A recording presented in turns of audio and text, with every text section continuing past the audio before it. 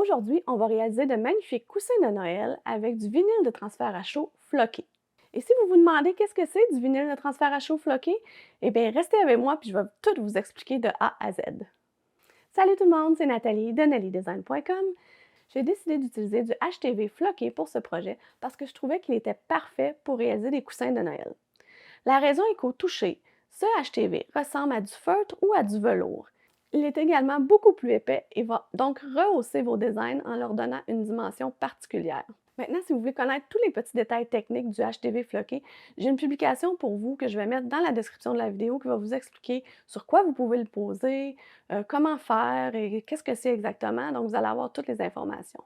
Par contre, le tutoriel présentement, ce que je veux vous montrer à faire, c'est comment couper votre HTV et comment l'appliquer avec votre EasyPress sur ces beaux coussins-là. Donc, ce qu'on va faire, on va faire ce coussin-là. Celui-là que j'ai fait, c'est un fichier utilisé de Design Bundle, que je vais aussi vous mettre le lien dans la description du vidéo. Mais celui-là, c'est un fichier que j'ai fait spécialement pour vous en français. Il va se situer dans la bibliothèque de Design. Donc, le lien est également dans la description de la vidéo si vous n'êtes pas membre encore pour avoir accès à la bibliothèque et le mot de passe. Et c'est ça, c'est un fichier que j'ai fait spécialement pour vous en français. J'ai quand même la version en anglais si jamais quelqu'un préférerait avoir la version en anglais. Donc, on va y aller tout de suite dans Design Space, puis on va commencer ça. Donc, dans Design Space, on va tout de suite créer un nouveau canevas comme celui-ci et on va cliquer sur Télécharger pour aller chercher l'image que vous avez téléchargée de la bibliothèque de Nelly Design. Donc, il faut vraiment télécharger de la bibliothèque, le sauvegarder sur votre ordinateur à un endroit approprié pour vous en souvenir et le conserver. Et ensuite, on va aller le chercher par ici. Donc, télécharger image, parcourir, et là, on se dirige où est-ce qu'il est situé. Le fichier s'appelle Joyeux Noël Nelly Design et en majuscule, vous allez voir des SVG en gros. Donc, il faut vraiment regarder pour ce fichier-là qui est écrit SVG. Vous n'allez pas avoir tout le temps des prévisualisations comme ça. Des fois, vous allez avoir des drôles de symboles comme ça. Donc, c'est pour ça que j'ai écrit SVG en majuscule à la fin pour être sûr que vous avez le bon fichier parce que je vais aussi vous l'offrir des fois en JPEG pour que vous puissiez voir un peu justement prévisualiser l'image.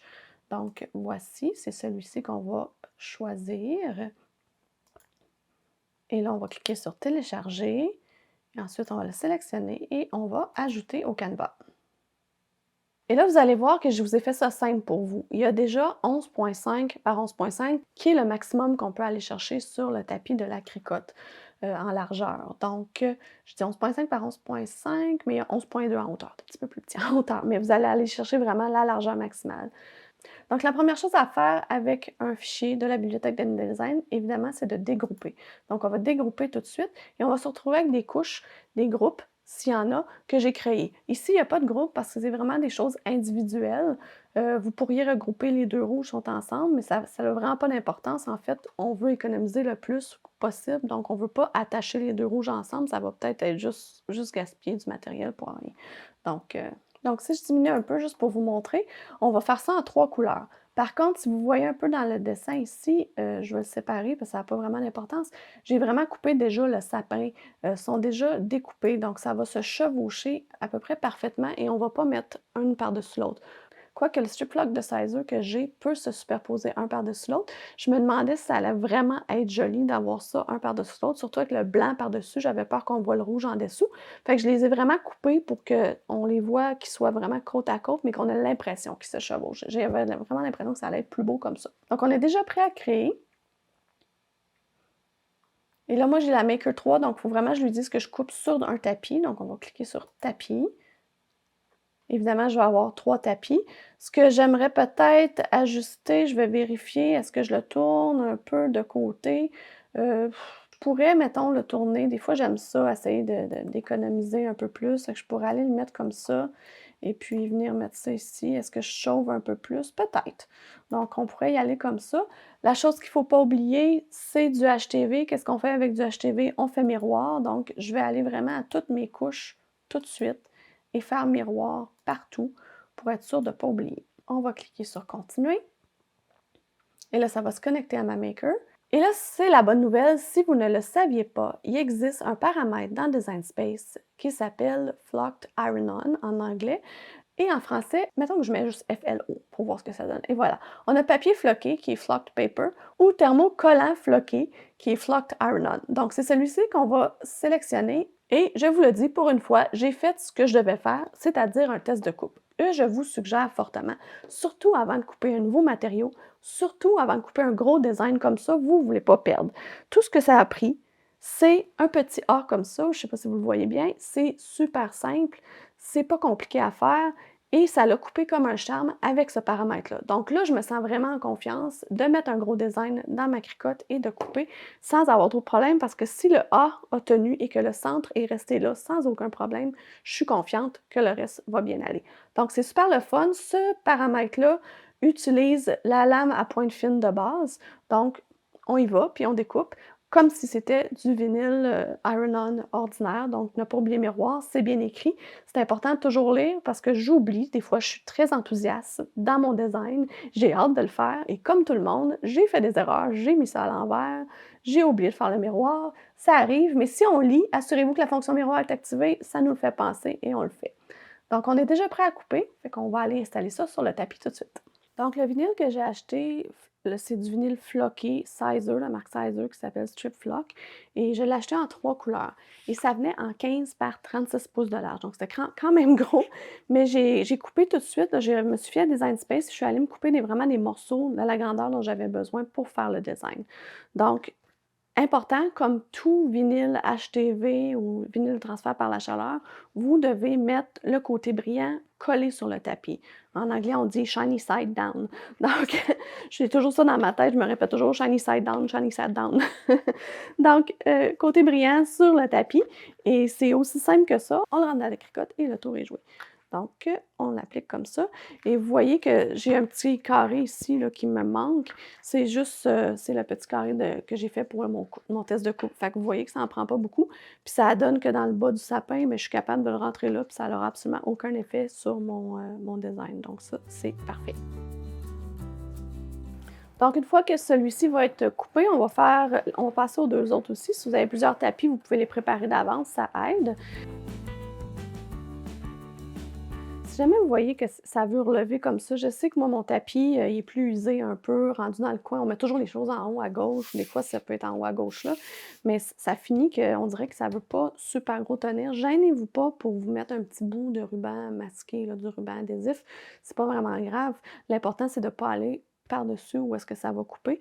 Mais si vous restez dans le quart de pouce, là, vraiment très petit, vous êtes capable d'aller vous mettre un petit ruban, puis ça va super bien tenir aussi.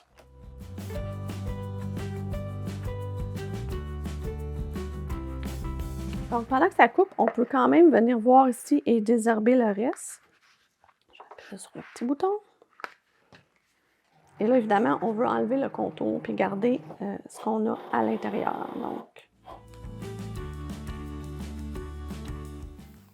Donc, c'est quand même facile à enlever.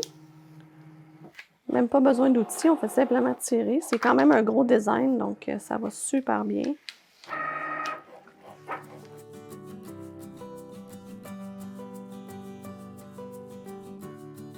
Donc, mes dessins sont weedés et vous allez voir, je vous avertis d'avance, le blanc il reste quand même assez collant. Ce que j'ai, moi, le Strip Flock que j'ai acheté, le rouge et le vert, là, c'est 0 puis une barre, ça colle pas du tout. Fait que ça va vous prendre du ruban résistant à la chaleur. Donc, vraiment important, si vous voulez placer sans que ça bouge, je pense que c'est un bon investissement. Surtout si vous faites du Infusible Ink, c'est requis. Sérieusement, c'est une bonne chose. Je l'ai mis moi-même dans un petit contenant qui était de l'ancien Scotch Tape, là, du ruban adhésif normal. Là. Mais sinon, c'est super pratique. La Easy Press pour le Strip Flock. Si ce n'est pas du Strip Flock de Sizer que vous avez ou Caesar, je vous suggère fortement de vérifier la compagnie que vous avez, ce que ça suggère comme paramètre. Le Strip Flock, ce qui est suggéré, c'est 320 degrés Fahrenheit pour un 15 secondes. Donc, je vais réduire ici et mettre ça à 15 secondes. Donc, on clique sur la petite horloge, puis on descend la flèche. Pas plus compliqué que ça. Et on reclique sur l'horloge. Donc, je suis prête pour ça. Le coussin que j'ai, c'est un coussin de chez Ikea, comme mentionné. C'est le gris foncé que j'ai utilisé pour faire vraiment ressortir les 3 autres couleurs. Je vous suggère aussi de le repasser avant. Sérieusement, il était très, très fripé. Fait que c'est plus facile de faire ça avant qu'une fois qu'on a déjà mis le Iron-On dessus. L'autre chose super importante, avant de positionner notre dessin, bien, assurez-vous que la fermeture éclair est en bas. Parce que ce qu'on veut, c'est vraiment avoir la fermeture éclair en bas pour que quand c'est sur le divan, sur le lit ou peu importe où ce que vous le mettez, bien, qu'on ne voit pas la fermeture éclair. C'est bien évident. Donc, si vous trouvez que j'ai plein de beaux petits trucs puis que vous aimez ça, ce tutoriel jusqu'à date, s'il vous plaît, mettez un petit pouce par en haut, ça va vraiment beaucoup m'aider. J'apprécie beaucoup quand vous faites ça, je vous remercie beaucoup, beaucoup. Pour trouver le centre, ce que j'aime bien faire, comme on sait tous, ou comme vous avez vu sûrement plusieurs personnes faire, c'est de vraiment le plier en deux puis de faire une petite ligne de presse comme ça. Donc, on va être sûr que notre sapin blanc bien, est vraiment centré au centre. Donc, pas plus long que ça.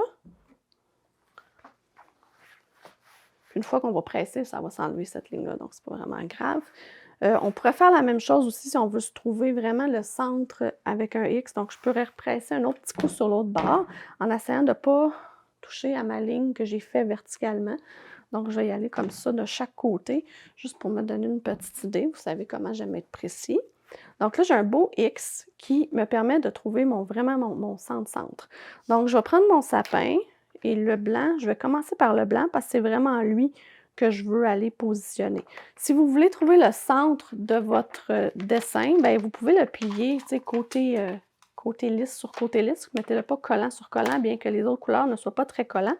Et là, pliez pas votre vinyle, pliez le papier peut-être de chaque côté, pour vraiment comme ça, puis alignez pas votre papier vinyle sur aligné. C'est vraiment le blanc contre le blanc. La base du sapin contre le haut du sapin qu'on aligne, puis on se fait une petite ligne égale. Donc, vous voyez, j'ai un petit pli là, un petit pli là.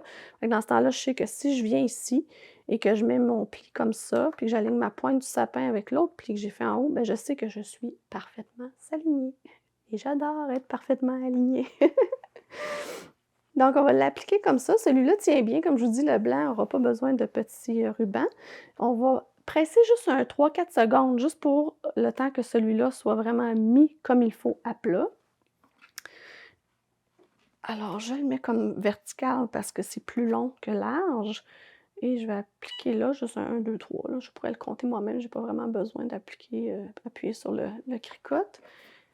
Et ce vinyle-là, si on regarde, sont pas tous pareils, là, les vinyles floqués, mais celui-là demande un peel à froid. J'ai toujours la misère à dire ce mot-là, un peel, de retirer le papier support à froid. Donc, ça se peut que ça veuille relever. Alors, je vais y aller délicatement parce que c'est encore chaud, mais on sait que là, on n'a pas fait le 15 secondes complet parce que ça va nous prendre 15 secondes à 320 comme j'ai mentionné. D'ailleurs, je vous répète, si vous voulez vraiment avoir toutes les informations sur le vinyle floqué, j'ai fait une publication complète sur le sujet qui vous explique vraiment c'est quoi, qu'est-ce qu'il faut faire, qu'est-ce qu'il ne faut pas faire. Donc, n'hésitez pas à la consulter. Je vais vous mettre le lien dans la description de la vidéo. Oh, c'est beau! Là, on peut sentir le velours un peu, j'adore. Donc là, je vais aller appliquer le sapin rouge et même le vert en même temps.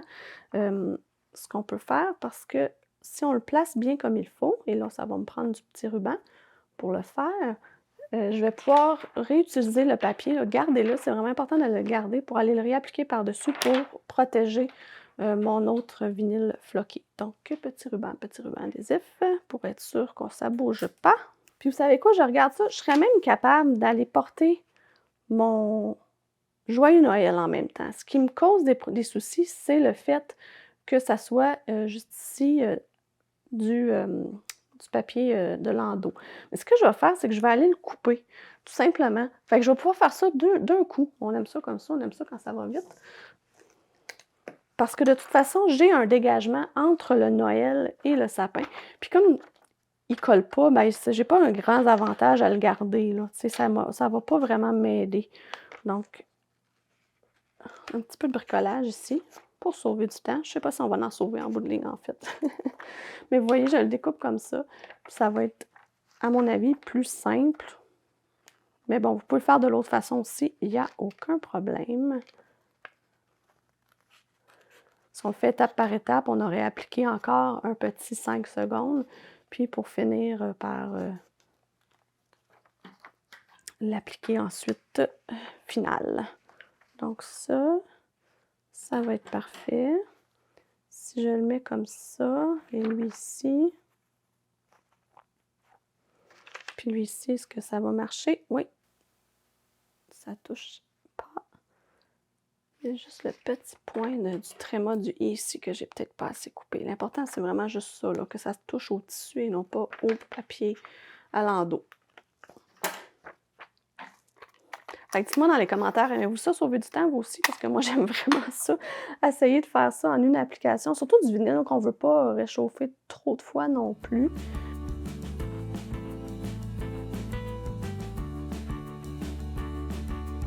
L'idée, c'est vraiment de s'aligner. Les lettres ils suivent parfaitement le design qu'on a dans nos sapins. Donc, en faisant ça comme ça, je crois bien que ça va aller. Donc, on remet l'endos de celui-là pour bien le protéger.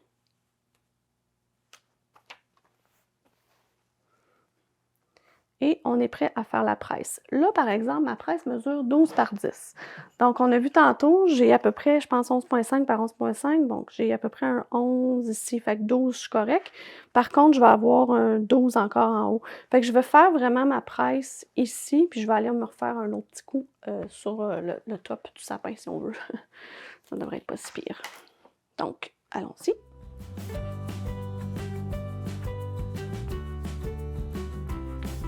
Donc, comme je vous disais, ça dit que c'est mieux de faire retirer l'endos à froid.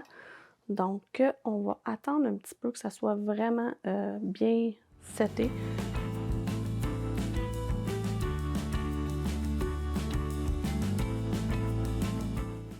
Ça fait tellement beau, ça fait tellement relevé, là. Donc, d'ailleurs, peut-être vous mentionner, il n'y a pas d'inquiétude à avoir, là, même si vous voyez du vert ici ou du rouge, ça n'a pas transféré sur le blanc. Fait que ça, c'est super le fun aussi à savoir. Donc, à ne pas se stresser avec ça. C'est vraiment super beau. Je vais vous prendre des photos, mais je vais vous les montrer parce que je ne pense pas qu'à la caméra, on voit à quel point c'est joli, c'est surélevé et c'est en plus super doux. Donc, j'espère que vous avez aimé ce tutoriel puis vous êtes prêts à essayer une nouvelle technique qui est vraiment amusante, un nouveau produit que vous pouvez vous procurer. Je vais vous mettre tous les liens dans la description du vidéo et sur mon blog. Si vous avez aimé cette vidéo, bien, je vais vous en mettre un autre juste ici pour vous montrer comment superposer plusieurs couches de vinyle iron-on ou adhésif, comme vous voulez, mon petit truc super spécial pour le faire. Merci beaucoup d'avoir été là. Bye bye! Ou thermoflocant, floqué.